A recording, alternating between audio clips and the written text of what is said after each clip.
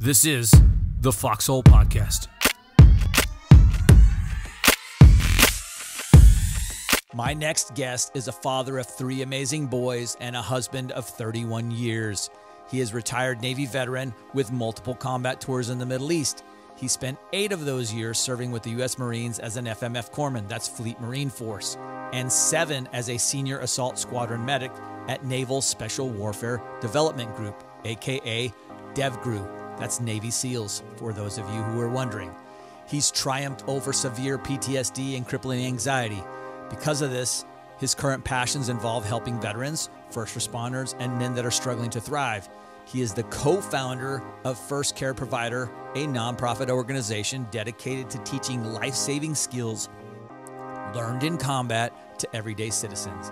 He's worked with corporate partners, Fortune 500 companies, military agencies, universities, federal, state, and local law enforcement, the Department of State, the Central Intelligence Agency, and everything in between. And you can probably factor in that everything in between is everything in between. Give it up for none other than Bill Harris. Hey, well, thanks for coming on the Foxhole Podcast, Bill. It's a pleasure for me to have you on here. And to give the listeners a little bit of background, you and I met at a place called Warrior Path. It's put on by Boulder Crest Foundation. Just an outstanding training that they do. They've sort of short-circuited the traditional ways of training veterans, and it's all founded on this notion of post-traumatic growth, and that's really rooted in a lot of philosophies. One core one being a Viktor Frankl's philosophy. And so I wanted today to talk to you about some of the things that we learned there, and then what you're doing with those things in your life, and then I really wanted to kind of hit on something that you're doing that I think is really outstanding through the Man Up Project. And you just had a really big weekend this past weekend. I think you put on a man camp, and so why don't you talk a little bit about what that is, and then we'll get into the Warrior Path stuff in a bit. Yeah, thanks for having me. Yeah, there's a lot there, a lot to unpack. We did meet at Warrior Path, and it was for me, a life-changing experience. And I'm not only thankful to have had the opportunity to have attended, and that's only because a lot of people who cared put a lot of care into the program, but also because people donated, right? We were sponsored to go there. It was completely cost-free. So other than our families being willing to let us go, So yeah, I'm thankful for that, and I'm thankful to have had the opportunity to cross paths with you. You made my transition into the post-traumatic growth. You made it a lot easier than it would have been or could have been had you have not been there. So the post-traumatic growth concept, which obviously we can delve into, is really, in a nutshell, right? Finding some sanity or finding value in your struggle, realizing, changing the perspective, shifting your focus to see that the struggle that you're given, whatever that struggle is, can be a gift. And so the Man Up thing started for me a couple of years ago. And honestly, it was just a private group on Facebook. And I wasn't good at journaling. I have very sloppy handwriting, which is probably why I'm in medicine. And I would journal, and then I'd look back and I couldn't even read my own handwriting. So I started a Facebook group. And really, more than anything, it was just a place for me to verbally spew what I was feeling, what I was going through. And part of I think the process, part of what started to become a little more clear to me was when you start operating with more vulnerability and more transparency, that sort of attracts different people, or even attracts more people. People can kind of sense that. And so a lot of the work on social media that I had done for the nonprofit, a lot of the marketing I'd done was more trying to bring business in. And that's a lot of work, right? People who do marketing, God bless them. It's an effort. But when I started just spewing and sharing on social media for my benefit, it really started to attract people. And people really, more than anything, started saying, wow, I'm not the only one that feels way, right? Thank you for saying that. And so, like I said, it started as a Facebook group with a handful of guys, and it was primarily geared toward veterans and first responders because I work, that's primarily the work I've done in my life, and I believe there's a lot of crossover in our stories, right? While there are some differences, I think we have far more in common than we do apart. So I think we walk a lot of the same walk, right? We serve, we put others first, we sacrifice, and we not so coincidentally have high rates of post-traumatic stress disorder. Right. And anxiety and alcoholism and all the other things that Yes. seem to be plaguing our, our peers. So I started the thing. It was a Facebook group, and then within a matter of a couple of months, there were 300-400 guys in there, and some share and some don't. But it seems like when I'm not consistently posting there, right, either for whatever reason, more people reach out and say, "Hey, what's going on?" I can't tell you what positive influence this is for me. So Yeah. so I try to make a vow to be more consistent with it. And then, like you alluded to, we just had our first really significant event this past weekend, which is our Man Up Camp. And we did wintertime camping up in Pennsylvania, up in the mountains in 2 feet of snow, some free throw shooting contests and axe throwing and, campfire conversations. But the context of it was to get men together, to get outdoors, to connect with nature, and to throw axes and do men stuff, but really to get guys in a room and give them permission to tell their story. Because that's, part of, as you alluded to, what we did in Warrior Path, like the opportunity to connect with other warriors and know that our struggles are similar and that somebody's listening and that I can feel better through sharing, and to kind of set up a safe space to do that. And that was really the intention. It was awesome. It was inspiring. It was an opportunity to transform 11 lives. So You said something interesting earlier about when you first started posting on Facebook, it was kind of one flavor, but then it became more authentic, right? Because you were really just being vulnerable. And ultimately, I think that's kind of the venue that people need to feel safe. And they know, I mean, everyone's growing up in a marketing world, right? We watch commercials all the time. We know when it's authentic and not authentic. And we know when someone's trying to scam us, we just turn it off, right? And so when I think people really grow, it happened for me that I really started to grow when I started just being authentic with what it was that was on my mind and saying, yeah, I'm not perfect. And I failed at that, and I failed badly. And it was really scary the first time I posted a video on my Facebook page, and I just explained, hey, I've had a bad relationship with my son, and this is what I was working. And a bunch of people hit me up privately and said, hey, keep doing that, because I can't talk about it myself, but will you please keep doing it? So there's definitely a need for people to have that authenticity and transparency. So I would say for me, while I look back over the last couple of years, coming out of the struggle, like really rough patch of my life, I look back and I have some pride in where I'm at, but I'm also a little ashamed that I'm 51 years old and it took me maybe a lot longer than it should have to have grown up and gotten to this phase. Yeah. But what I hear in that when you say that is I operated for a good portion of my life from a standpoint of what I put out and what I shared was mainly done so that people would validate me or like me, right? I want to feel liked. I want to feel validated, as opposed to just being honest and sharing it for different reasons, right? So not putting that filter up of, hey, let me view what I'm going to say. Let me run it through this, through this self-check first and see if this is okay. And how am I going to be judged by that? And I think back now, even to high school or younger, when there were occasionally guys I would come across, right? I guess girls too, that you would come across and everyone liked them. And you looked at them and it was the one thing about them was like they were pretty humble, and they never really pretended to be anything other than what they were. They were like really comfortable in their own skin. Yeah. And the rest of us just pretended to be comfortable in our own skin. Right.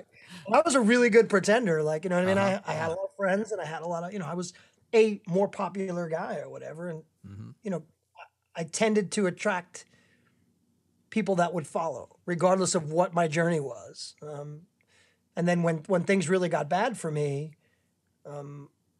I started to realize I'm not somebody you should be following, right? Like I'm not leading the right way. I'm not headed in. In fact, I don't even know what direction I'm headed in, until I was able to turn things around a bit. So yeah, I think there's something really interesting when somebody's young and they just are naturally just comfortable within their own skin and they don't need to pretend to be anybody else in the world.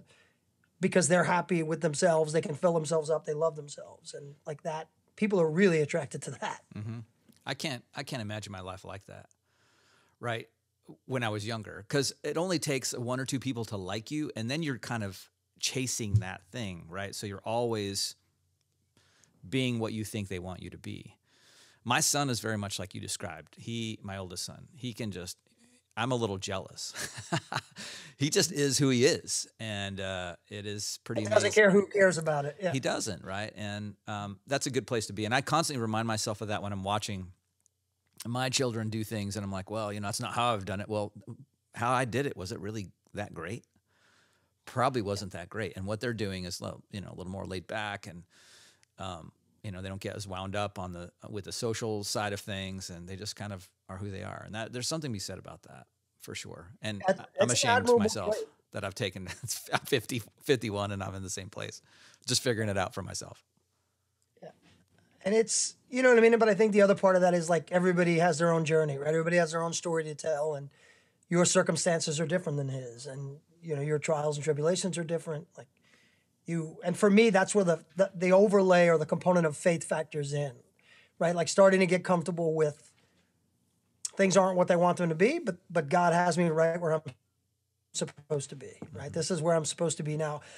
All of that for me this past weekend was a culmination of I was supposed to have gone through that in order to lead these men through what we went through in that camp. Yeah, that's a really interesting concept, right? That all of these things that you are were supposed to be that way, right? Like, and I honestly feel that way about, and you said it a little bit earlier, like meeting you at Boulder Crest. Like there couldn't have been a more perfect time for me to meet you there, because I had been struggling with this podcast a little bit, and I kind of had a vision of what I wanted to do, and I'd only had a couple interviews at that time, and I was like actually mostly concerned about how it would come off.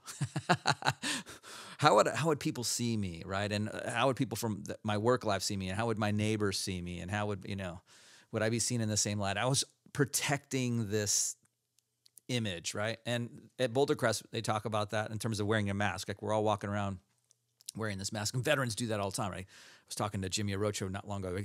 I'm wearing my hat, I got my sunglasses on, I got my veteran shirt, and we sort of walk around with this, don't talk to me because I'm a veteran. And we just kind of shut off the world to ourselves, and we're sort of lying to ourselves at the same time. Yeah. Not only are we doing that, but we seem to take pride in it, right? We want to fueled by caffeine and hate, dysfunctional veteran, all of that, like self-alienating our group from everybody else. And it's almost like it comes off with a little bit of elitism, right? Yes. Like where you could never understand us, and I'll tell you, like I said earlier, where initially my message and my groups were first responders and veterans, there were guys this weekend that were there that were neither of those two, and it didn't matter. Because what you start to understand is that, especially as men, like our struggles are the same. You don't have to have been overseas. You don't have to have been a first responder to have had trauma in your life. You don't have to have done any of those things to have potentially had parenting issues in your life or had stress or whatever it is. So, it doesn't matter who you are. It's not easy to be a man today and to figure out what that really even means, right? And that's not a problem that's exclusive to veteran communities or to first responder communities, right? Yeah. I think it's that idea that not just struggle, but trauma, just because you didn't go into combat doesn't mean you haven't experienced trauma somewhere in your life. And probably, as we've learned in doing this work, that people have all kinds of trauma, and that leads them to a path of struggle, right? And one concept that Viktor Frankl brings up is that this idea that struggle is as much a part of human nature as death. And if we go to our death with never having struggled, it's like meaningless life, right? So it's the struggle that really brings meaning to our lives. And for us to think that as veterans or first responders, we're the only ones that have struggled is sort of silly and foolish, because I've met a ton of people. Disingenuous. Yeah, it is. And you said it, that alienating people, we're, as veterans, we're operating back in a civilian world. Our world, it's our world, and we need to operate in that context, right? It is not a combat context. And I look and I talk often about the transition process, like transitioning from the military. And for me, for many years, it was this thought process that we had to be reintegrated back into society, right? As if we were, inmates and needing to be paroled, right? And you're in the 3-step process. yeah, and the lens that I continue to view it from was, well, how do I need to operate to fit in within those confines? And I think what finally occurred to me is, like, again, they're no different than us. Like, like you shouldn't have to be any different. You should just be you. And like the fact that you're a veteran is just another part of it. Like nobody comes to work and struggles to fit in their work group because they're a Sagittarius or because they grew up in Michigan. Or, like, you know what I mean? Like they don't consider themselves different from the rest of the people for those reasons. Yes. And so it was interesting to have kind of say, okay, well, like I need to stop trying to change to fit in there and just be me, and let the principles and the values that I've gotten from the military, let them look at me and go, wow, why is that guy a little different? Well, he's different because he went through those experiences and that's what he took from it. That's what made him him. Instead of pretending that I'm better than everybody else because I had those experiences. You can't understand me. Yeah, you couldn't possibly. Yeah, right. That is such a, it's sort of a defeatist and escapist type of thought process when you go there, and it is amazing. And that was the genesis for almost this transformation for me in what I was trying to do with the podcast. And like, there are so many things that we've experienced as veterans that civilians experience that are just slightly off center. They're not exactly the same, but they're pretty similar.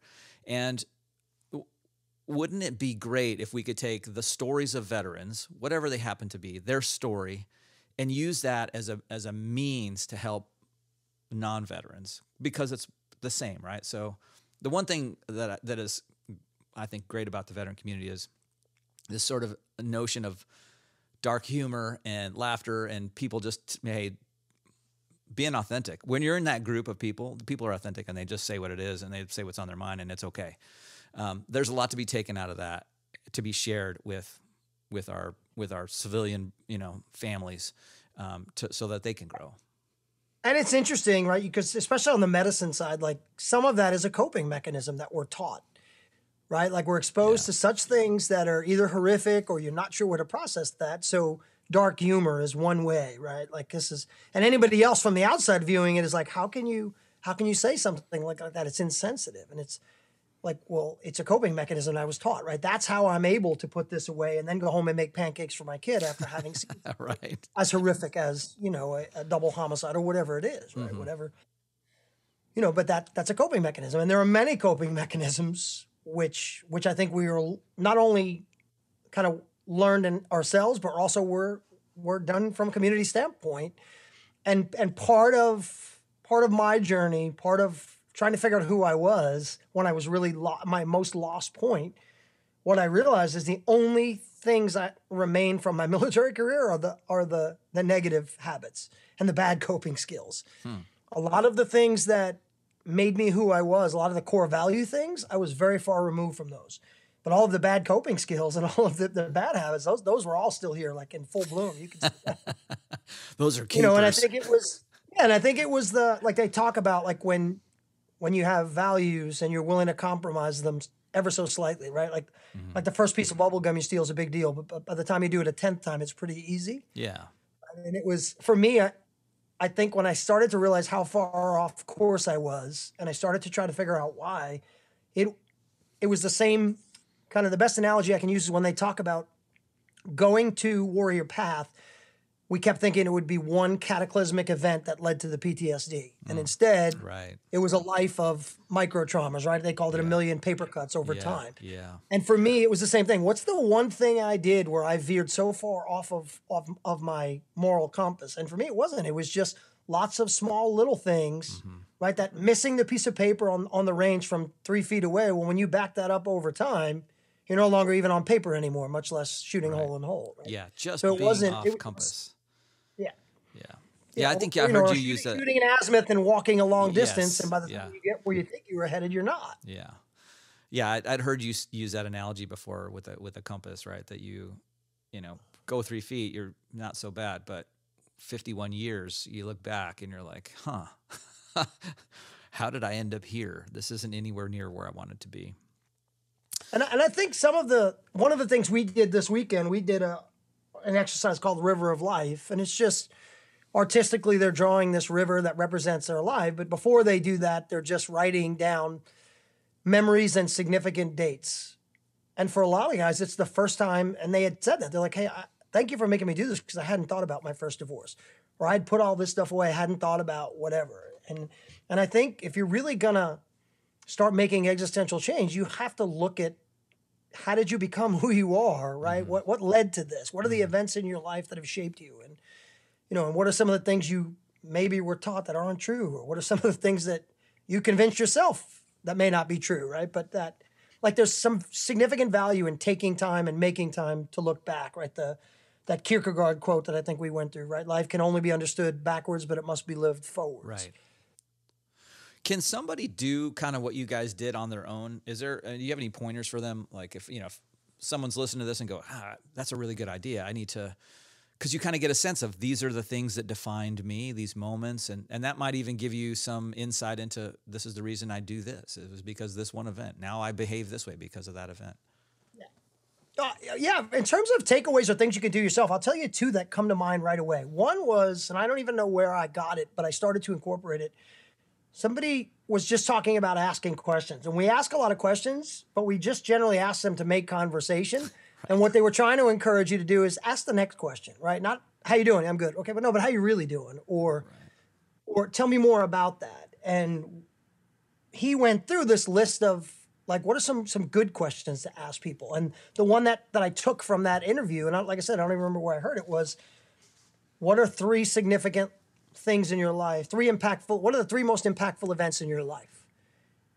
Right. And I remember, going to retreats or whatever it was, and where I knew I want to learn more about this person. And when I asked that question, that's a next level question. That requires them to think and reflect and really share at a level that's different than what you normally would. Right. Mm-hmm. So that's one, I think, right away. And the other thing that I think might be helpful is, my son, I have an oldest son who came on this retreat, and he came to support me and left very different, right? And I got a wonderful message from my daughter-in-law saying, hey, thanks for having him. He came home lighter, and he came home a different human being. And I can see that, and it's required that he go on any retreat you hold in the future. Mandatory. Our slogan was, men don't retreat, right? That was our, but they do surrender. But so what was interesting to me, the weekend itself was incredible, right? The little one-on-one conversations, but what's been great has been the follow-up conversations with these men. And one of the things my son said is his best friend, and I coached them both in Little League, they live next door to us, was his best man at his wedding. They've known each other for 20 years. He couldn't come because of family obligations. He immediately called my son when he was on his way home to pick his brain and say, hey, what happened? What was it about? And what my son said is, I know more about 10 other guys that I spent the weekend with than I do about you, and we've known each other for 20 years. That's a problem. That is a problem. Right? And why is that the case? And together they said, okay, well, we need to figure out a way to intentionally have conversations that have more depth in it than other than how are you? Yeah, how are the kids? How's work? Right? Yeah, we almost innately, it's probably not the right word, but we operate on this edge of meaningfulness in most of our lives, right? We go around, a little bit about, where they went to school, what kind of car they drive. But, when someone says, how you doing? No, how you really doing? Really, yeah, permission to tell the truth. You almost have to give them. Yeah, I want to know that. He's the type, like my son's personality, and I think a lot of us are that way, is he feels like it's my burden to carry, and sharing that with somebody else is a way of offloading or dumping my problems on someone else. And what they're not seeing is that, I know now that I'm moving more toward the life coaching thing, they use it as the lamppost analogy. And what they say is, if you want to be a life coach and somebody doesn't believe in the concept, just teach them the lamppost concept. And the lamppost concept is just go outside once a day and talk to the lamppost about your problems for 5 minutes. And inevitably, you're going to feel better in 2 weeks, right? Or a week or whatever it is, right? They don't have, that lamppost doesn't have to have had any training. Like, just in opening up and sharing, there's an enormous amount of growth and offloading, right? Like, not so coincidentally, a lot of guys use that adjective lighter. I felt lighter. I left lighter. Nobody lost weight. We ate well. So it was a different kind of lighter. Yeah, it's the weightiness of your shit, right? Your stuff that you're carrying around with you. And it is important to share. And I think it happens even in our families. We get so busy in our homes, and we don't have that. We're not able to connect with our significant others in a way. And I think it seems like what you did at Man Up Camp was provide that venue that people just knew I'm listening, right? Because I heard you say some people are like, well, I'm not going to share, so I'm going to have to listen. That's the other. Every guy. I'm not typically a sharer. That's not what I'm here for. I'm just here for the camping. And those same guys, not so coincidentally, almost all uttered the words at some point throughout the weekend, I've never told anybody this, right? So because powerful. it's something they've been carrying, right? It's something that they needed to get off of their chest. And really, like you were saying, how do you create that? You don't have to go to a camp for that. You just have to create a place or a relationship where they know you're going to be non-judgmental, and they know you're going to be empathetic and understanding, and that you're going to actually listen, right? For the purpose of really being present. So that brings up a concept we talked about at Boulder Crest, this 3 to 5 concept. And that's something that could probably, you could start doing on your own, right? And that, to kind of illuminate what that is, they basically advocate finding 3 to 5 people that that helps you sharpen your iron, that holds you accountable, that will listen to you, and that you can kind of be in service of one another. Do you? Yeah, that's that old Jim Rome quote, right? You are the product of the 5 people you spend the most time with. Yeah. I don't know how to mathematically calibrate that. Like what if you're home raising small kids? I think it's the people that you're choosing to let in your inner circle that aren't automatically family, right? Or even coworkers, right? Like, who are you choosing when there is downtime at work? Who are you choosing to go grab a beer with? Or who are you choosing to sit in the break room with? Well, that was something that was transformational for me, was that I typically just put everything on my shoulders, and then I talked to the Lamppost by myself. I didn't really have people to talk to. And since Boulder Crest, I've really started to see the value in those kinds of conversations, right? And showing up once a week, ready to listen, showing up, ready to share. That has been super important for me to do that. And then I've involved in some other groups with you where we do that. And that made me now, okay, I've identified 5 other guys in another part of my life that I'm going to do that with, guys and gals. I'm just going to set up a phone call, and we're going to have these kinds of. We're just not doing that enough, and it's an hour. It's an hour of your time. It's not. And I think it's just the intentionality of it. Like, I tell people, they ask about the phone calls, and I'll give more info later if somebody wants to get involved in our calls. But it's really just people know that there's an intentional reason nobody's getting up at 6 a.m. to get on those calls to talk about the weather. Like, you'll have plenty of opportunities to do that at the water cooler during the day. Like, the purpose is to show up here and have a conversation where there's some meat on the bone, where there's some depth, right? And it's a great way for us to start the day, or it motivates me to, hey, I would sleep in if I didn't do this on the days where I had the option, or I wouldn't, and it puts energy in my tank. It fuels me. And part of, like I said, part of what I feel like learning what your purpose is I could talk about this stuff all day long, right? Growth and human performance and development, because you and I kind of were on a similar path, right? We felt as though we had done a lot of the work ourselves to fix ourselves. A lot of podcasts, a lot of reading, a lot of self-exploration, a lot of all of those things. Self-questioning. Yeah, and you kind of get a degree in that. And so it's so meaningful and beneficial when you can shed light on that for somebody else. And really the art of doing that, right? And we've talked about it with our kids. Like, it's learning to not just tell people, right? It's more either modeling it, right? Or letting them discover it themselves with your simple little nudges, right? Like, not trying to turn the entire cruise ship around on a dime. That's probably not likely. Yeah, sometimes it's just like, hey, maybe you should check behind that door. Just take a peek there. We can't make you walk through it. And that is not like there's so many things for me that's not typically my personality. Yes. I'm not typically a subtle guy. I'm not a guy who typically waits for it to come. I'm like, why are we all not going 1,000 miles an hour in this direction? Yeah, I think that's a struggle for certain personality types, and I think you and I kind of share this, that not everybody is moving at our tempo or our pace, right? And I think the groups are helpful for me for that too, because it forces me to think about the whole. Here's the whole, and how am I going to take from the whole? How am I going to learn from all these people, and then share what I want to share in a way that is it's the tempo of the group, not necessarily Gabe speed. And sometimes Gabe speed is not healthy. Yeah. Even though it's sometimes fast and efficient. Yeah. Yep. And as you've said before, starting to at least start looking at it from more than just that 5-foot view, right? Starting to have a 500-foot or 5,000-foot view. And like you said, like before I put this out there, am I saying it to make myself feel better, or is it beneficial to somebody? Is it, right? Like looking at my behaviors or looking at what my actions are and realizing, is this for me, or is this, am I in servitude of others? Am I a servant leader? Am I, and I remember having a conversation with the kids, because they're constantly, my boys fight nonstop.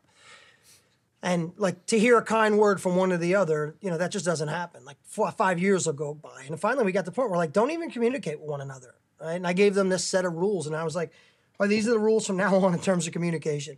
Unless you're delivering a message from me or from your mother to the other one, don't communicate unless what you're going to say passes these 3 rules. And it was like, is it true? Is it kind? And is it even necessary? And if it's not any of those 3 things, don't even bother telling him. Because they just, and my wife's an only child. She doesn't get it, right? She doesn't understand why they hit each other in the face with trucks. And right. She's not a boy. That's what boys right? do. She doesn't understand the physicality of boys. She doesn't understand. We must crush things. Yeah, and it was a little bit of the talk I gave this weekend on we're just wired differently, right? And the way society currently is today, what we're telling boys is if they're aggressive, right? If they're physical, if they're any of those things, that the opposite of that is kindness. Like that can't be parallel with being kind. Yeah, that's a very good point. Right? If you want to be kind, you can't be aggressive. You can't be aggressive, or you can't be, and like boys need to hit things. Boys need to get their energy out. Boys need to, and those are, by the way, the same boys we're looking for to serve and protect us in other ways, right? They're going to be expected at some point to wage war on behalf of our country or defend our nation or be our police officers or whatever. And it flies in the face. I mean, biblically, it's riddled with strife and conflict and war and coming to the aid of others, right? So if you're going to have, and again, not to get into the school system, but the anti-bullying, right? Like, is it really a poster that stops bullying, or is it the one boy who's willing to put himself and step up and say, hey, this is not acceptable, right? And sacrifice, or, and potentially risk getting punched in the face because it's the right thing to do. Right. He sees some injustice or something happening, and that comes at a cost, right? That's the interesting piece about that too, is that there's a cost to that. There's a cost to that when you're a kid. There's a cost to that when you're an adult, when you get into a workplace and you see that happening. And it's almost like we're not teaching kids to understand what that cost is, right? Like, hey, that's the right thing to do. What you did was the right thing to do, and understand there's a little bit of a cost here that may come from this, right? And prepare our children for that. We want them to be pacifists when it's convenient. Yeah. Right? And there's a time and a place when they're going to need to stand up and be counted. Yeah. Yeah. On our basketball team, I tell them every practice, I want you to make mistakes as long as you're being aggressive. You're going out, right? And I expect you're going to stumble. I expect you're going to drop the ball. I expect all these things are going to happen. But we need you to be aggressive. And it's okay to be aggressive. It's okay. In basketball, you get 5 fouls. And so at the end of each game, I go around to everyone, how many fouls did you have? Oh, you only had 1 foul? You left 4 here. You can't take them home, right? Just use them all. But use them wisely. And these are the circumstances that we want to use those things. That's terrific. That's great news. And the other part of it for me was, I didn't really have that problem in my childhood, right? Like I was allowed to hit things, and my takeaway from it was I was the product of a helicopter parent, right? My parents couldn't imagine, my mother couldn't fathom the thought of anything happening to us or getting hurt, right? And so the message was always, those other kids can play in the street and you can't. Those other kids can jump on a trampoline and you can't. Those other, you know what I mean? And I remember always living in that like frustration of not being able to go do what they were doing. And what I've learned is all that did was send a message to me that I'm not capable of that, right? Everybody else is capable of playing in the street, but I can't handle that, right? Like which is not so coincidental. I think probably why I rebelled and why I went and said, okay, well, I'm going to show you what I can do, right? Like, right, you went the jump out of opposite way, airplanes and do all kinds of stuff, right? Like, yeah. right? But I understand like her intent, right? Her intent was, I don't want my children to get hurt. I don't want my children to get hurt either. But but if they don't fall down and ever scrape their knee, or they don't ever develop any grit, the world is a mean place, man. Yeah. Well, I had that conversation with my son today. He hurt his knee and then hurt his wrist. And in the game, he hurt his wrist and hurt his knee. I'm like, listen, you're playing basketball. That's great. Like, if you don't come out of a game without some bumps and bruises, you probably weren't playing the game. You were watching. And so you need to get in there and, just be aggressive. That, I think that is important for the thing that you said, that we're just wired. We're wired differently, right? And that conjured up a memory of mine when you were talking about that one of the first times I'd ever took my kids to the beach, we only had two at the time, and we were in Texas, and it was a pile of like brush that was like twigs and stuff that had washed up on the beach, and we were the only ones out there, and both the kids went running to this pile of twigs, and my daughter grabbed a stick and started twirling around and, like interpretive dance with this stick. My son grabbed a stick and started beating other sticks. Right? Nobody taught him to beat sticks, and he was shooting stuff. It became a rifle, and it became a bow, and it became a spear, and that is, and it was just for me the first time I really kind of saw it, and I'm like, that just two different sets of wiring there. Completely, right? Like, and that's part of what you see when you watch it, like a boy play, right? Like he goes through all of those phases that he's supposed to, at some point in his life, go through. He becomes a warrior, right? He wants to fight. He becomes a king. He wants to lead. He's the king of his own little clubhouse, right? He wants to be a parent at some point, and then he wants to be a lover at some point and rescue the maiden, or whatever it is. Like that's how boys think, right? That's their, like you said, it's innate wiring. It's not like you didn't have to teach him to hit the other sticks, right? Like that. Like, and some of that is that inward aggression. I've got to get this out. We didn't see that until we started homeschooling. And then my wife, after the first week, she's like, there's something seriously wrong with Kevin. I'm like, well, why do you think? Like, he does 2 math problems, and then he runs outside and jumps on the trampoline for 9 minutes, and then he comes back and does 2 math problems. And I'm like, he's figured out that that's what works for him. Yeah. That probably wasn't allowed at school. Yeah, he couldn't do it. Bouncing off the walls of school. And I'm like, did he finish the math problems? Yes. Did he get them all correct? Yes. I'm like, well, then that's his way, Yeah. But my wife, as a woman, is like, this doesn't make any sense. Yeah. I'm like, it makes sense to me. Right. Because I was getting beaten because I couldn't sit in this chair, and if the desk moved at all and the legs of the desk weren't on the spray painted spot, what's wrong with you? Why are you fidgeting? Mm-hmm. Here comes the wooden spoon. I'm wondering if you would talk a little bit about these. There's sort of 4 concepts that we pulled out of Boulder Crest, right? That they preach a lot of: mind, body, finances, and spiritual. And I wonder if you would share, like, what are in those categories? What are the things that you're doing, and what are the things that you're teaching in your sort of life coaching career with respect to those things? And just start with mind. What are the kinds of things? And pretty much everything we've been talking about right now is mind, right? But do you have some mental wellness practices that you're working on? Yeah, I think that they, the way that they kind of framed it for us was this wellness triangle, right, with us in the middle. And I think when I think of that, I knew I wasn't living a well-balanced life. In fact, when I would look for podcasts, that's what I would look at. And one of the first podcasts I came across was like balanced living or something. And I think what you kind of figure out is it's kind of a misnomer, right? Like you're never going to get all of these things to be perfectly in scale with one another. And sometimes you have to put more effort and energy into work, right? Or sometimes your family requires more effort and energy. And I think your job is to just sort of manage the books and say, okay, where is my attention and effort? Or maybe I have been neglecting this and I need to pour into this a little more. But the mind stuff, I think the quote that really hit with me was, and I don't even know where half the time we see these things. Sometimes they're just Facebook quotes or whatever, but it It was, if you're not willing to make time for wellness, then you better make time for illness. And when I remember seeing that and going like, well, maybe that's why, right, my life has become this shit show that it currently is, right? And so for us, I know we've talked, one of the practices was the meditation practice, doing TM, but it really didn't matter what meditation. I know a lot of people prefer to call it mindfulness because that sounds a little less Omi and Gustavo, right? Hippie, right? Yeah, like if you're a man and you're like, I'm not gonna sit in the woods and talk to trees. Honestly, I have found myself that way when someone has asked me like, "What's going on with you? You seem different," because I've been doing a lot of transcendental meditation, right? And I'm like, well, I'm doing some mindfulness training. I don't want to say meditation because that might seem weird. And then I'm like, what are you doing, right? Just tell them what you're doing. And if they don't want to listen to understand what it is, then it's okay. Yeah, if they want to listen, then you tell them what it is. And I think we understand. The other thing that I think shed light on it for me was kind of looking at the difference between relaxing versus restoring, right? And like sitting and watching Netflix or doing some of the things that I would do that I wouldn't consider work. Like it was off time, but that didn't restore me. Like it didn't build me back up. It didn't recharge my energy. It didn't refuel me the way that other things do, like going for a hike or being outside. Yeah.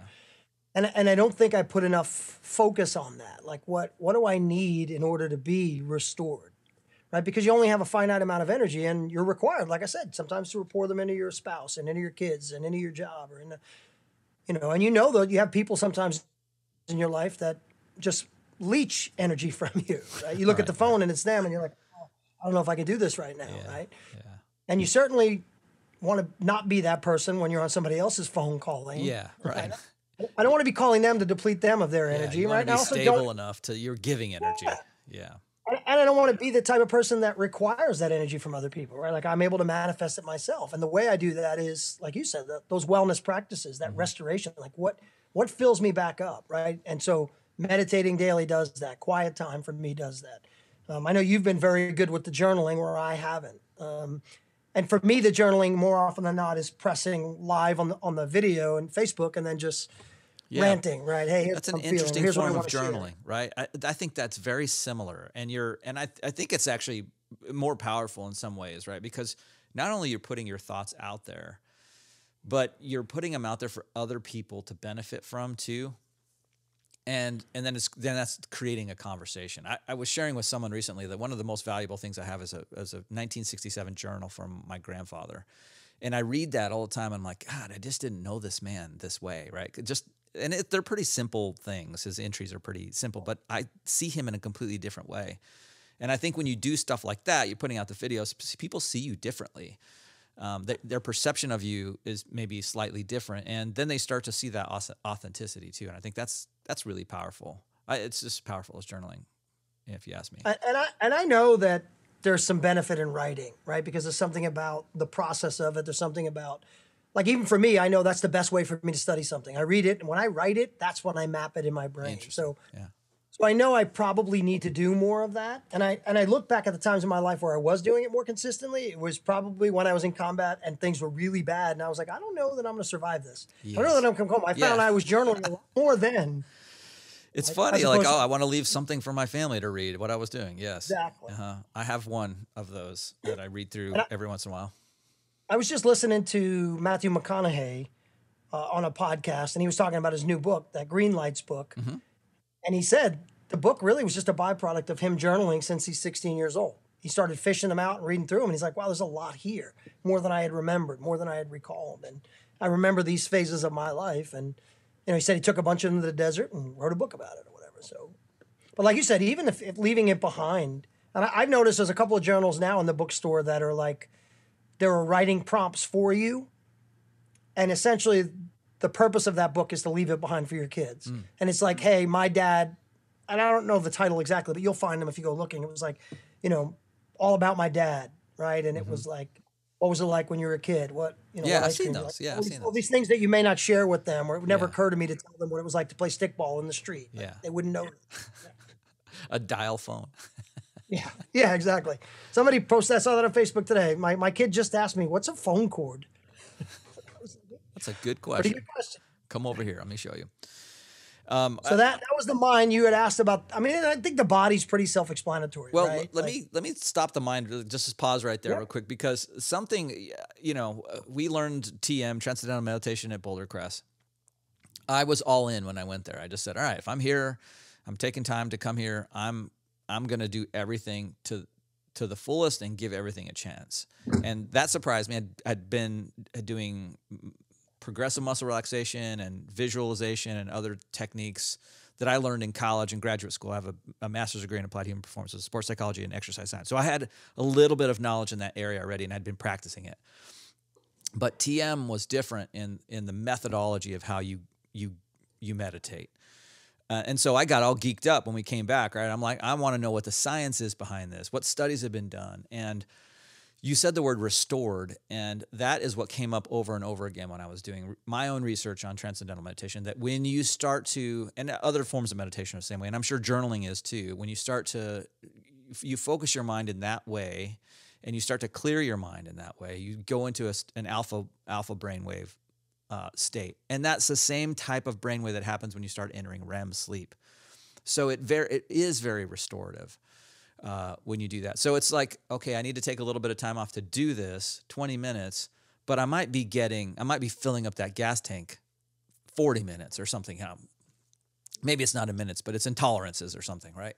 I'm able to take on a little bit more of the barrage of life because I've done that here. And for me, it's helpful at nighttime when I do it in the evening too, because I just process everything a little bit more. And that's when I do the majority of my journaling, as sort of my closeout of the day. And I've just found it extremely helpful. And I'd never journaled before. I tried a few times, like I said, and I have those old green military, like little notebooks. Logbooks? Yeah, logbooks. That's what I had. I had a couple of those. That's where I kept my journal. Where you cut a hole in it to stick the pen in. Yeah. Yeah. And subsequently, I'm like, man, I was a terrible handwriting. I struggled just to, figure out what the heck I wrote half the time. Yeah, there we go. Yeah. Yeah. Yes. I got a couple of. And there's even the littler version with the flip over, how it flips over the top. Yeah. I had a couple of those in the cargo pocket. Wow. And a good sailor always has a pen, right? Now you said it's funny when we talk about, when I discuss the meditation with people, the two probably biggest things where they're like, oh, I couldn't do that, are number one, they don't have time. Right. And what you just said, right? Like giving up 20 minutes gives you 40 more minutes of energy, right? Like yeah, it does. Like it's an investment in yourself. Or they can't fathom sitting quietly inside their own brain between here and here for 20 minutes. That's like crazy. That is more frightening to most people. That would have definitely been frightening to me to think about, like, what, 20 minutes? How am I gonna do that? And it's amazing how quickly 20 minutes actually goes when you're meditating. But yeah, it just gives you the shield. That was my biggest fear going to Boulder Crest, because I was starting to feel a little bit better. And most of the prison for me was in my own mind, right? It was the anxiety, and it was that negative self-talk and that loop that I would get stuck in. Mm-hmm. And I was starting to feel better. And like, it was funny because other people, when they're going someplace, they're like, oh, I'm going to have to meet other people. I'm like, that's my wife, right? And I'm like, I'll meet anybody. I don't care how you... Yeah, I'm good with that. Like, that was none of my anxiety. My anxiety was, you're going to force me to sit down quietly and think, and I'm afraid of that, right? Because when I'm distracted, because one of the ways I was able to get past a lot of the anxiety was to distract myself. Mm-hmm. And that probably was a Band-Aid, right, on an open wound, right? And it bought me some time, and it covered the wound, and it was better than having it openly bleed, but it wasn't a treatment, right? It wasn't a permanent fix. And the meditation, I think, has been a way more therapeutic fix. Right. And like, that distraction is different for everybody. Some people, the distraction is alcohol. Some people, the distraction is whatever, going and doing something. Binge watching Netflix. Whatever. So that, I think that's another reason that kind of practice is helpful, because it puts you in the present, really. You started to mention body. I think the body part, most of us know, right? Like, most of us are, like, even if you're not a fit human being, if you're paying attention to any of what the world is saying and how you're marketed to, between Peloton commercials and yoga and whatever it is, like the P90X always was, I had done the P90X, and it was always fascinating to me. Like like that it was this crazy scientific breakthrough. You're saying if I eat healthy and work out for 90 minutes a day, I'll end up fit? Like a HIIT workout, yeah. Yeah, like that's not exactly a revelation, right? So, The Marine Corps Daily 7? Yeah, and for me, it's probably still the one I struggle the most with. And I think part of it is I don't gain a lot of weight. I mean, I gain a little, I got a little beer belly here, but for the most part, like I skip 3 or 4 meals and PT for 2 weeks, I could probably squeeze back into my dress blues, right? Like I don't, like that's not, but it's not, doesn't mean I'm healthy, right? Eating poorly has a significant effect, right? Bad garbage in, garbage out. But for me, I tend to be more mission driven. If I sign up for a marathon, then I'll stay on course and I'll do it. Like, but just working out for the sake of saying fit, like it's not appealing to me. Like there's no destination in that. There's no like, and it's not with all of these things. That's the one commonality we've learned. It's not supposed to be a destination. It's supposed to be a journey. Yeah. It's supposed to be. Do it. Yeah. You're supposed to. That was exactly my dilemma, and that's probably the thing I struggled with the most too. Was historically was exercise, and because I was exercising so much at one point. When I started getting ill, I kind of developed this mindset. Well, if I can't go for a 10-mile run and jump on my bike for 5 hours, what's the point? I'm not going to be, And I'm not going to get anything out of 10 minutes worth. Yeah, or I mean, how foolish it would be to go run just a mile, or go hike somewhere. And it's been in the last 2 or 3 years that I've really just started to take on this idea of hiking and rucking, and then incorporating that with mindfulness training, that I'm mindful of what I'm doing when I'm out there. I'm appreciating where I'm at, and that seems to be good for me. And then I throw basketball in there every once in a while with the kids, right? They definitely run me. My heart rate is much higher in those intervals. And I tell you what's most surprising to me is the change in my approach toward fitness. What sparked that more than anything, honestly, again, for me, was faith, oddly enough, right? When somebody explained it to me as, you're not shepherding the body that God gave you. Oh, right.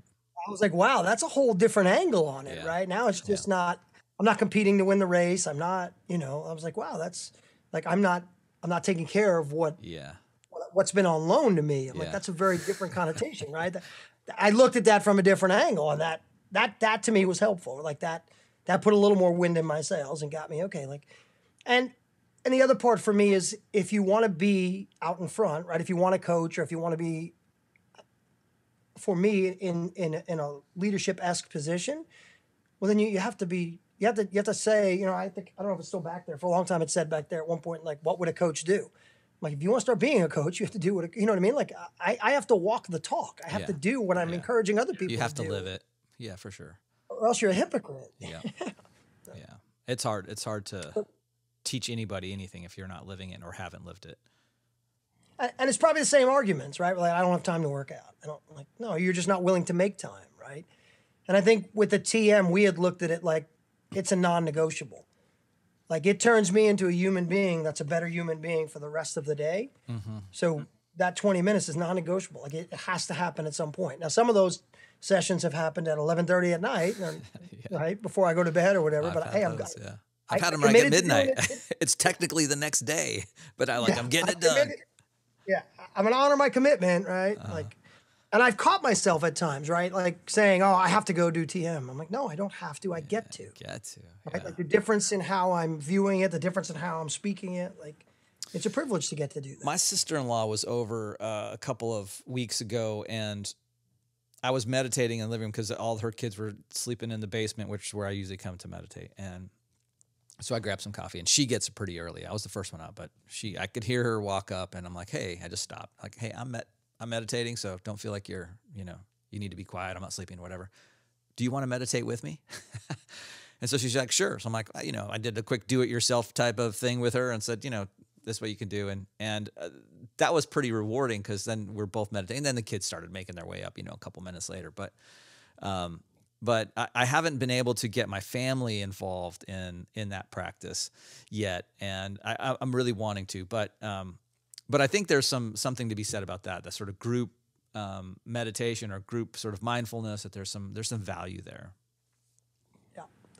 Like I said, even I'd love to have my family do it, but if I can just get my kids to put their phone down for 20 minutes or to sit quietly with their thoughts for 20 minutes, that alone, you know, it would be worth its weight in gold to me, right? Because I know the world is coming at them at 1,000,000 miles an hour, and they're constantly being marketed to, and everything's vying for their attention. And I think, like, especially if they can get to the point where they see it as restoration, they see it as an investment in themselves, and they have the discipline to say, you know what, I'm just going to turn it all off for a few minutes and invest in me.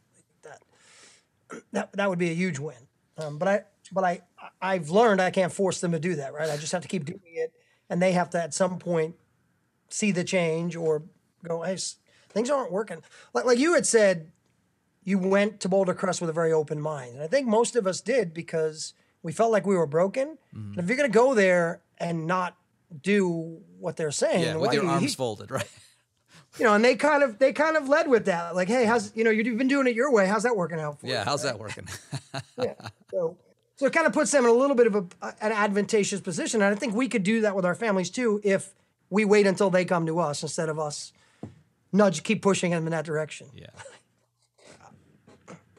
But it doesn't mean don't invite them, I guess, right? Is there anything like other tips that you have that things that went on at the Man Up camp, that takeaways that people could start using themselves besides that sort of river of life thing?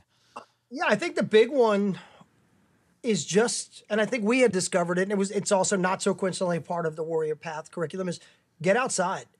Right, quite a few of the guys in my network are doing the 75 hard challenge right now. Yeah. And it's there's a bunch of things that they have to do every day. And if they fail in any of them, go back to start at the go. Integrity check, go back to day one. Yeah. But one of those things is a 45-minute workout that's outdoors. And I could just be a walk, but I think there's something about being outside that changes things. There's something about changing your state. There's something about being in nature. There's something about, and it's the same, we talk about gratitude, right? Like if you're living in a moment where you're being grateful for what you have, it's tough for depression and other things to peacefully coexist with that. Like you can in one vein be like, I'm so thankful to have my beautiful children, and then still be upset about the fact that their room is a mess. Like they don't exist. And I think when you get outside and you start looking around and you start seeing the beauty of what's out there, like I think it definitely changes you. So I think that's an easy one. And that started to occur to me when I was traveling a lot for work. I'd be in these small little cities or towns, wherever, all throughout the country. And you always have me see those historical markers that are right by your house, and you just drive right past them and never read them. But the people visiting are there taking pictures of them. You're like, what is that? Like there's so much around you that you're just not even noticing. Like you just take it for granted, or you don't take the time to even notice it. And if you are intentional about that, I think you'll start being more in tune with that. So I think just getting outside and looking around and like being curious, right? Being inquisitive about the world, and start to say, hey, what like we have a big obelisk as you come in our neighborhood. I have no idea why it's there, right? I speculate because this is Charlestown, named after George Washington's brother. So it's, an homage to the Washington Monument, but it made me, I've driven past it 5,000 times. It never occurred to me like to think about it. And then I started reading about obelisks and what they mean. And they were like kind of the original sundials and all this cool stuff. And I'm like I wonder who of the thousands of people who live in this community have ever looked beyond just driving past it. Right. It's just the traffic circle to most of us. It's the decoration before the neighborhood. Yeah, that's how you kind of know. And if you're giving directions to somebody, look for the big thing and then turn, right? Like that's. Well, you hit the thing you said about getting outside. That kind of hits at what I was saying earlier, that for me, the exercise is connected to mindfulness for me. There's a lot of that goes on in my world now, which didn't used to. It was like, I just got to go pound the pavement and do what's hard. And now the fun of the hard thing is when it's raining ice, hey, I'm going out there because that's a hard thing. I might not be, running a 6-minute mile for 10 miles, but I'm doing something else that's hard. And that's the other thing I think is important. It's important for me as a person who wants to grow to feel like I'm doing something difficult. I have to have that challenge of something. I can't. I think you and I were talking not long ago. I'm building a trail on where I live. I'm 5 acres, and it was just pissing rain one day, and it was horrible, muddy and cold. And I'm like, I'm going out there. And I came in, get some water at one point. I was like, what are you doing out there? Right? I'm just covered in mud, and I was like, I wasn't cold because I was just working hard, right? I'm like, this is cool. And there's something to be said about doing hard things or things that feel hard, at least. Yeah. The sense of accomplishment when you're done, right? And I think it just goes against how we're wired. Like, I think we're wired to want comfort. Like, I love my couch. I love my dog next to me. I love Netflix. I love high-speed internet. Like, and choosing to go camp in February in 2 feet of snow is it's intentionally choosing to not be in the comfort. Yeah. And what it forces you to do, like, it won't last forever, but for at least a week or two, I'm really appreciative of how comfortable our bed is. Mm-hmm. I'm really appreciative of how warm it is in this house now, right? Mm-hmm. And it's very easy to lose sight of it, right? Like, my kids don't appreciate the fact that the heat comes on because they weren't in the snow with us. That's right.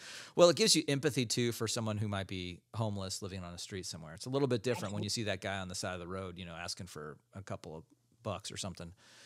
Like, hey, it's really bone-chilling cold out here. Yeah, I couldn't sleep and I couldn't get rest, and it was borderline miserable, and I had a $300 sleeping bag. So I can't imagine. Right. Some cardboard. When you got cardboard and rolled up newspaper. Yeah, for sure. Any other things from Boulder Crest that you want to point out that were kind of really super meaningful for you? Other takeaways for other people? Yeah, I think there were some really interesting things. I think the fact that we all had different backgrounds militarily, right? Because not only do we branch ourselves together as veterans, but then we branch ourselves by service, then we branch ourselves by our jobs, or who was in special forces or who wasn't. And I think what you realize is none of that nonsense matters. Like I said, we all have shared experiences. So I think the way that, and part of the way I wanted to address my event this weekend was a little bit of building back up of that warrior spirit. And a couple of the guys that were there, there's a lot of commonality, I think, in a lot of our struggles, right? Especially when you leave service, that no longer being tethered to something bigger than you, that loss of sense of purpose. And I think they did a wonderful job of sort of building you back up, right? Saying, hey, listen, what you've done is recognizable, and you are a warrior. And it doesn't matter if you're having struggles now. You're not your diagnosis. And I think that applies to everybody, right? Like, you're not an autistic child, or you're not, a dyslexic. Like, you are whatever you want to be. Like, don't be defined by a term somebody else labeled you with. Don't allow that to happen. And I think they were really diligent in doing that. And I think they told us some things, but really it was more leading you down the path to let you discover it, right? And I saw a thing recently on coaching, and it was like, a coach may show you where to look, but doesn't necessarily tell you what to see. And that, I think they did a really good job of that. Yeah, that's like that idea of I can get you to where the door is, but ultimately you have to walk through it. You're gonna have to go through it yourself. Yeah, that's super powerful. Yeah, I think the other thing is just a lot of the things we've been talking about are not things that most of us grew up seeing either our parents or people that have trained us or people we've admired do. Like, these weren't things that were typically talked about. These weren't, like, I never saw my dad journal. I never, maybe he did, right? Yeah. But well, it definitely didn't talk about these kinds of things. Yeah. No one ever talked about that in my life growing up. It wasn't a conversation that was had. And it certainly wasn't anything that anyone practiced. You didn't go, hey, let's go out and get some exercise to be better connected with our surroundings, right? We just didn't do it. And I think maybe that's a little bit of a cultural change, a little bit of the message is it's okay to not be okay, right? And if you're a man and you're feeling the pressure of being a father or a husband, it's okay to not have it figured out. And if you're frustrated that you can't change your own tire, it's probably not your fault because nobody showed you how to do it. Yeah. And what they pointed out at Boulder Crest often was you didn't sign up for the military and then skydive 2 days later. Yes. Like, nothing that you did on your own. You did it as a process of training. And if you just look at all of these things as if you're training, right? I'm training my mind. I'm training my body. I'm training my spiritual life. I'm not going for a run. I'm training, right? I'm putting in the work to be better at these things. Like, that's a little different spin on things. It's like you said something really interesting there. This whole idea of training is super important, I think, because we could say, well, no one ever let you on the range to even walk the range without having training. Guess what? No one even let me buff the floor with one of those buffers without the training and the safety brief of the buffer. But here we are with our lives, and there's no training. So we have to go find that training, and we have to engage in that training. I think that's kind of what we're saying here, that at least for us, like, we're working toward mastery by training and some experimentation and you know, some trial and error, but it's still training.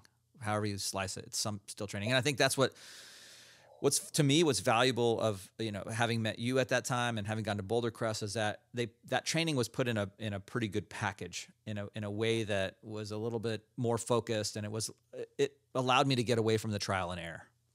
Because sometimes and we weren't the first group that they put through that. Yes, like, and they've done it before. Right. Yeah, and that was part of my message to the men this weekend is we can sit around all day and complain about the things our parents didn't do for us or like our fathers weren't. We have guys who never had a father, right? Father died at 2 weeks. And the question came up, well, is it better to have lived your whole life without a father or have a father that didn't model the right behavior for you or have, you know, a father that taught you the wrong things or a father that beat on you and at the end of the day, like it, you know, the takeaway was you're not responsible for any of those things that these people did to you or taught you or trained you that were wrong, but you're 100% responsible for doing something about it now. Yeah. Right. And most of us, I don't think, are brought up that way. Most of us would rather continue to be in the victim mindset of it, right? Stay in that victim mentality, and then you get to be right, and you get to be the one who was wronged, but it doesn't change the circumstances. Yeah, you're in the exact same spot you were before you started complaining. Well, and I think that brings up this idea too that I've been playing around with a little bit of challenges. Like challenges, these are, I mean, what you described as a challenge. These are some life's challenges, whatever they are. And what I heard someone say recently that challenges are neither good nor bad. They're just things that need to be overcome. They're just challenges. And so once you start directing your mind in that way, all right, this is something, all right, I see what you got. Here's how I'm going to overcome it. I now start putting together a plan to do it. But it is easy to go like, oh, this is happening to me. It's a challenge in your life. It's bad. Well, we can kind of go back to that good wolf, bad wolf type thing on your shoulder, right? Like the bad wolf's telling you you're a victim, you know, you can't, you won't, you never will be able to, as opposed to the choice you have and really is, hey, I can, I will, I commit to change, I commit to doing it. That's this whole other side of it. And so I like that idea that the challenge is neither good nor bad. It's just something to be overcome. And I don't have to fear it at any point, right? Yeah, that's terrific. And what's interesting is when you start looking, because the first thing I think people do when they want their lives to change, well, they start looking at successful people, right? And they say, what's the secret to success? And the reality is it's not much of a secret. They all write books about it. It's not a secret at all, right? And so you go, okay, well, if 90% of the people who are most successful are journaling, then there's probably something to be said for that, right? Mm-hmm. But the one thing I think that stuck with me was none of these people have superpowers, right? None of these people are any different than you or I. They put their pants on one leg at a time. They have childhood issues too. They, you know, whatever it is. And the difference, I think, is, like you said, is changing your perspective, right? They not only see it as a challenge and embrace it, but like they're thankful for the challenge. Yeah. Right? Or they're thankful for the struggle. Or yes. they're not afraid of failing. They're looking to fail faster than anybody else because if they fail 15 times, the 16th time is going to be they're successful. And those are the different people that are thriving. Like they're trying to fail faster, and the rest of us are afraid of failing. Yeah, it represents growth. Right, some degree it represents growth. This is the exact conversation I was having with our kids at the end of practice. Last 15 minutes, body weight, front leaning rest, a few push-ups, a few different positions. But the whole goal that I had for them, I didn't tell them this, was for 10 minutes they're just going to hold themselves up, right, in different positions, like no one get on the ground. And we were just going around I was having conversations with them where we were there trying to kind of just to divert their attention. Like, what's going through your mind right now? What are you thinking? Like, one of us, like, oh God. You know, like, all right, I just want to kneel down. Yeah. So let's reframe that, right? And this is the thing that you and I are talking about is that no one's ever trained us this. And so I saw that as my job as a coach to train these kids. All right. So what is this pain? Is this like a bone sticking out of your arm? No, it's not that kind of pain. Is this a little bit of pain of muscular pain? Well, what's going to happen from that muscular pain? You're going to get stronger. You're already stronger because we've been doing this every practice, right? And then we ended and And so I was just trying to get them to go to this place in their head of, all right, coach, you're telling me I got to be here. You tell me to switch positions. I got it. No problem. Just to get that negative thought out of their head. And so when we were done, I said, all right, how long did you guys think you held yourself up there in front leaning rest? And so we had some modifications to it, but 5 minutes, 4 minutes, 6 minutes. Well, it was actually 11 minutes. And it was almost double what they thought. I'm like, so what you're capable of is so much more.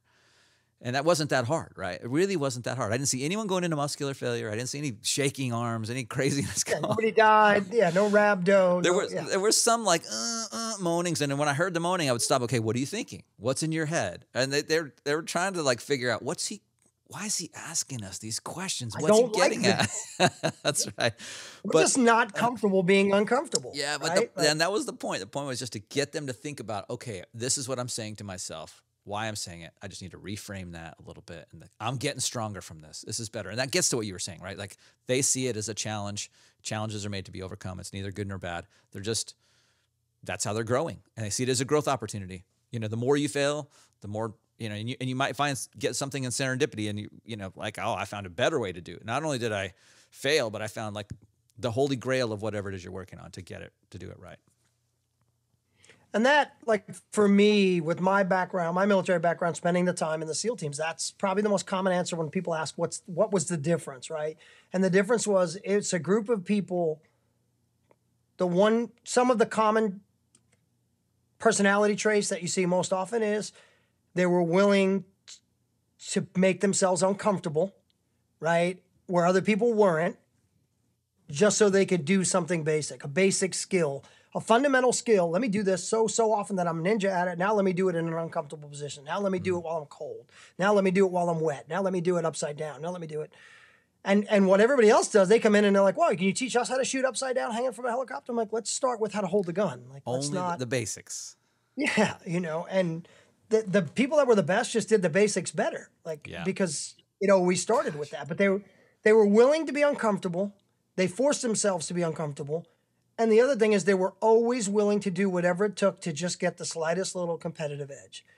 And if you apply that in your life, like you don't need to make, like I think we all want to make this 180 change.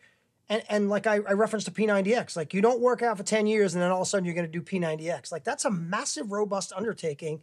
And no wonder a high percentage of people are going to fail. You don't need to do that. Like, can you do one thing? Can you work out for 5 minutes today? Like you said, can you go for a walk outside for 15 minutes? Like if you just improve 1% each day, well, at the end of the year, you're going to be so exponentially so much better than you were. Like we all bite off more than we could chew because it seems awesome. Like that's a more audacious task, right? Like I totally can run a marathon. I'm like, but you've never run a 5K. Like, why would you, like. How would you go there? And the Navy SEAL thing's a great example of it. Like we all want to sign up. Like I'm going to do it like a Navy SEAL does. I'm like, but why would you do that? Like I'm a 51-year-old guy with 3 torn ACLs. Like I probably shouldn't be on a Navy SEAL training regimen at this point in my life. That's right. That doesn't make sense. That's not good for me. Yeah. But this idea of the basics is so important. And like over the years, when I've talked to, like very elite basketball players, elite endurance athletes, whomever, and I have asked this question, like, what does it take? Like, what is it? What's the thing? It is mastery of the basics. And even when I was changing careers and going into like a cybersecurity, I was getting a master's degree in that. And there were guys, this guy we called Cyber Jesus. Everyone knew him. He was just like the guru. And I took him out to lunch one day and I'm like, hey man, what is it? Like, what are the things I need to know to be, I'm never going to be like you, but to get there, what do I need to do? He's like, just master the basics. These 5 basic things, just master them. That's it. If you just do these things, everything else will come, right? Because then you can start to leverage creativity, or like you said, shoot from a different position. But because you have that foundation, that really fundamental thing, and that even toward exercise, the basic is just walking. Like, it's even the basic exercise of the soldier, right? We're just rucking. That's the basic fundamental skill. So if you can do that in your wellness program, great. If you can't do anything else, you can only walk. That's a really good thing to master. And if it's a half a mile, it's a half a mile further than you walked yesterday. Yeah. Right? Yeah. You only need to be comparing yourself to your former self, like nobody else and nothing else. And it doesn't mean you don't have to set lofty goals, and it doesn't mean you can't attain great success or go run a marathon. But, start with something, start with a digestible bite before you try to eat the whole elephant. You said something that was interesting too about you just have to you're competing with yourself here. And that reminds me of when I was right out of graduate school and I was coaching at the University of Arizona. I was doing some coaching there and I was coaching some professional athletes and then at a community college. And I had a group of runners that I was working with and they were all college runners. So the difference between the freshman runner and the senior runner was quite a bit. It was 4 years, a guy just coming out of high school and a guy now getting ready to, go off in his own career. He's had 4 years of running. And the way the coaches set up their training was he had a couple days where this is their main running coach. He would just send them out. Okay, you guys run out there and then you run out 2 miles and come back 2 miles, right? And it was it was one of their workouts. And there was all this emphasis that was put on who's going to be the first person back, right? And so I ended up having a couple of training classes with them, mental toughness classes about that concept. Because the freshmen were coming back completely defeated, right? They couldn't hang with these senior runners because they just had all this experience on them. But they weren't realizing over, a semester's time that they had dropped a minute from that 4 mile time. Like, that's a tremendous success, right? And then I turned to the seniors. I'm like, you're not pushing yourself. You're doing just enough to beat these guys. Your potential is so much greater. But all you're doing is just enough to be the first person back here. You're never going to reach your potential. Yeah, so you're comfortable winning, but you're not growing. Yes, yeah. Yes. And so I think that whole concept of you have to compare yourself to yourself, and that's where you need to be pushing for. You said it earlier, 1% better every day. If you're only at 30% and 1% better every day, well, guess what? In like a couple of months, you're rocking. Yeah. 1% is a lot if you're consistent. Yeah, that's huge. Where my struggle is not doing what you do, which is spending the time and investing the time, taking stock at the end of the day. What did today teach me? What could I have done better? Right? Like, because just having positive practices is great, right? But if you're not measuring it, right, you can't improve what you don't measure. You can't. You have to. Yeah. There has to be a way. I don't know that I'm that great at it. I don't. It's not like I'm measuring it, and I probably should do a better job of doing that. But I do use a fitness tracker, so I do in terms of my physical wellness. I'm always geeking out about the numbers, right? Like, how much has my anaerobic threshold changed? Is it getting any better? I've got the anaerobic threshold of a 37-year-old. Well, that's great because I'm 51. But I will say that the journaling at the end of the day, that sort of taking stock of things, is helpful for me mentally because it helps me appreciate what I did do for the day, right? And I played around with this a little bit. I started using this acronym BMW, like, what do I need to do better? What do I need to do more of? And then W was my win, right? We talk about wins all the time.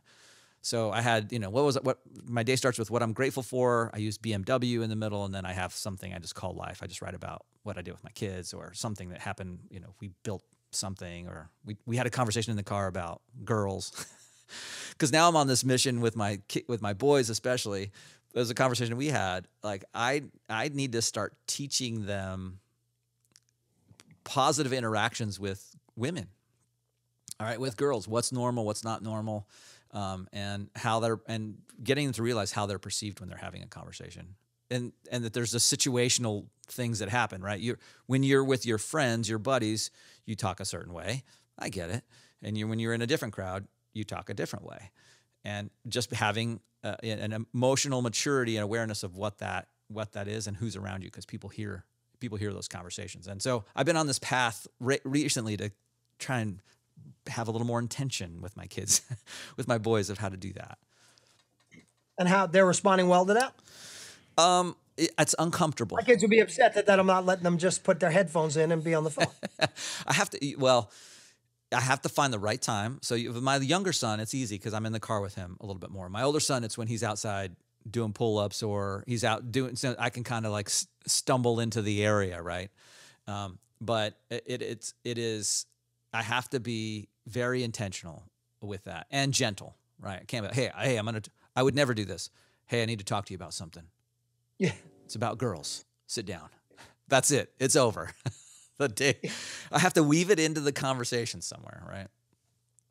And it's not easy. Yeah, It's uncomfortable. No, but I think that's terrific, right? And I think that lines up with a lot of things that we talk about, which is the looking at the end result as opposed to just rushing into it, right? Like thinking about being creative and one of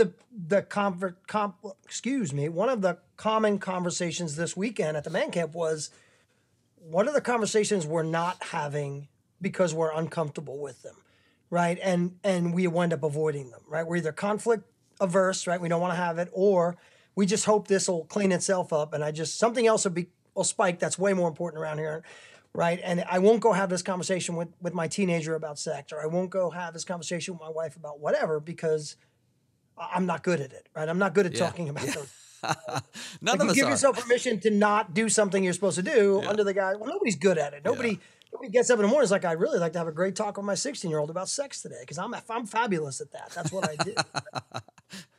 What are those things, right? And again, if what we're talking about from a growth standpoint is stepping into the uncomfortability and pushing the boundaries of what you're comfortable with, like you have to do those things. You have to be intentional and say, okay, I'm going to talk to them. They may not love it, or there's 1,000 other things would rather be doing, but I'm going to do it, right? It's a non-negotiable. Yeah, so important. Anything that I haven't asked you today that you want to share with folks? Just, the one thing, as I've moved forward, with the Man Up Project stuff, and which you can find us with manupproject.com, what I've tried to do is go back to the time when I was really struggling and I knew I needed some help, but I couldn't find it. I'm trying to recreate what did I need, right? And make that available to people so that somebody else who's headed down that path can reach out and go, okay, here's something I can latch onto. And you had alluded to the, changing your circle, right? Like elevating your peer group is the way it was phrased to me. Well, once that became obvious to me, I was willing to do it, right? Because I got to the point where I was willing to try anything, but I didn't know how to do that, right? And I always use the example, like, I'm a 50-year-old man. Like, it's not a matter of sitting with different kids at the lunchroom anymore. Like, how do I, my friends are my friends. Like, how do I elevate my peer group at this point in my life? Like, I had to actively go out and find people like yourself or people that are more the way I desire to be. Yeah. And whatever that is, like if you want to be an entrepreneur, get in a room full of entrepreneurs. If you want to be a salesman, start having lunch with salespeople, right? Surround yourself with what you want to become, and the conversations will change from that point. And so that's kind of what I want to create it. Like, hey, if you're feeling like, I think most of us are just busy checking boxes and living life, and it slips by, and it's easy to say, well, I want to be a better dad, I want to be a better husband, but I've been married 30 years, and somehow I wasn't magically just turning into a better husband. Like I just thought it would come to me someday. Right. It wasn't a page you turned and then, oh, here's the better husband chapter. I'm on it. Yeah.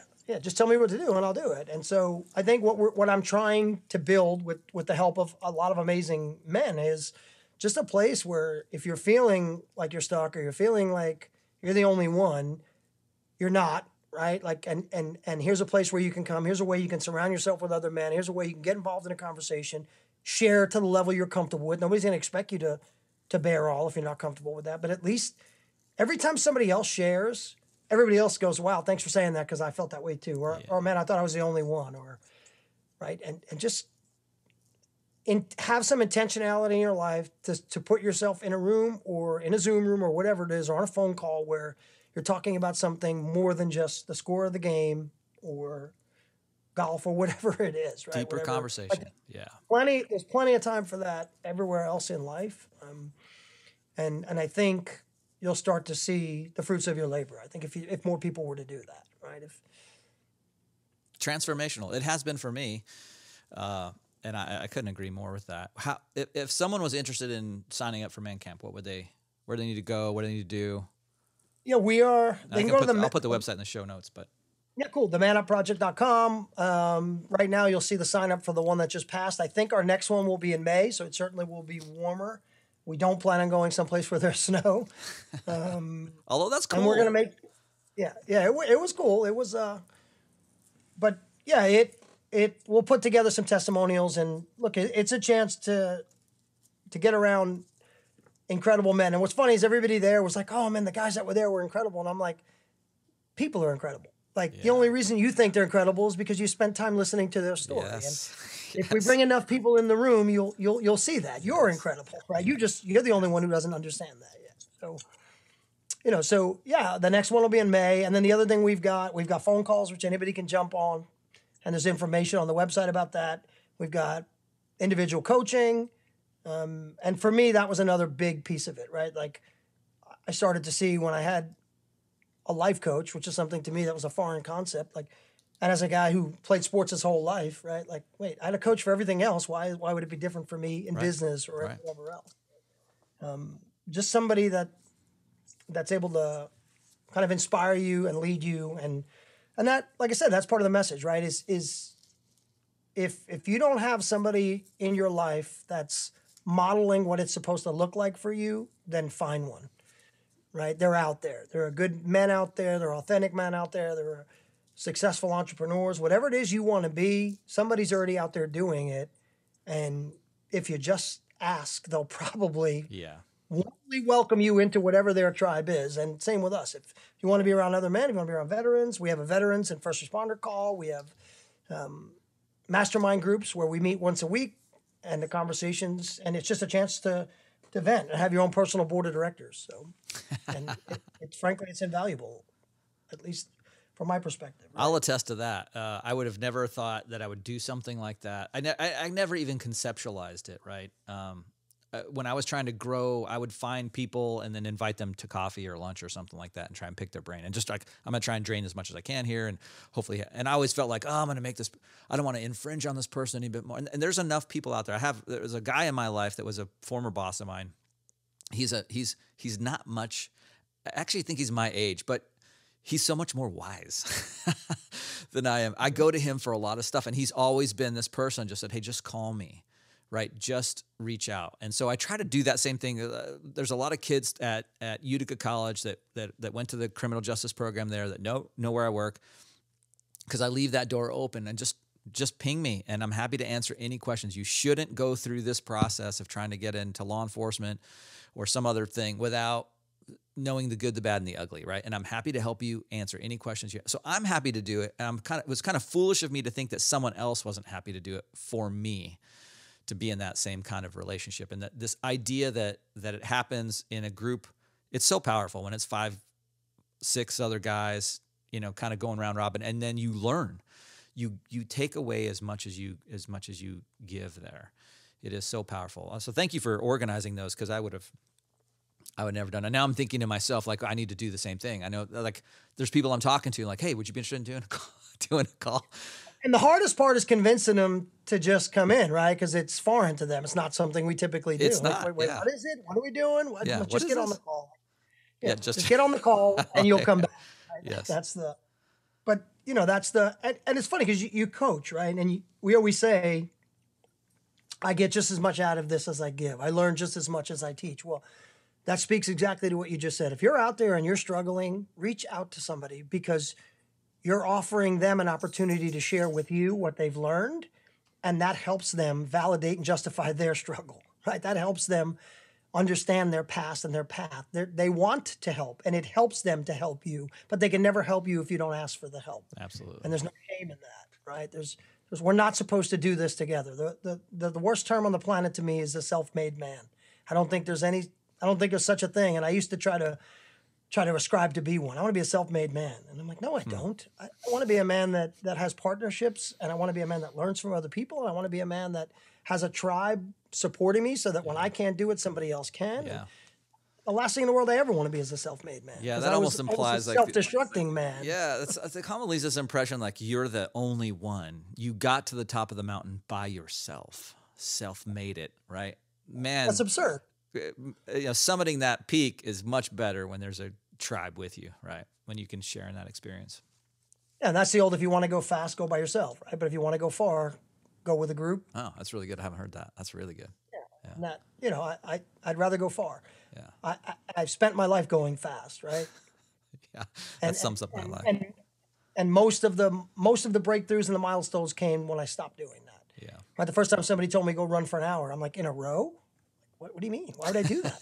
I can just run as fast as I can and be done in 8 minutes. Why would I not do that? I can cut right through there. Slow down and let it come to you, and just ask. Like, you don't have to do any of this by yourself. There are some amazing men out there, and we've got a bunch of them in our groups and a bunch of them in our tribes that want and are willing to help you and probably share a lot of similarities to whatever your background's and struggle. Yeah.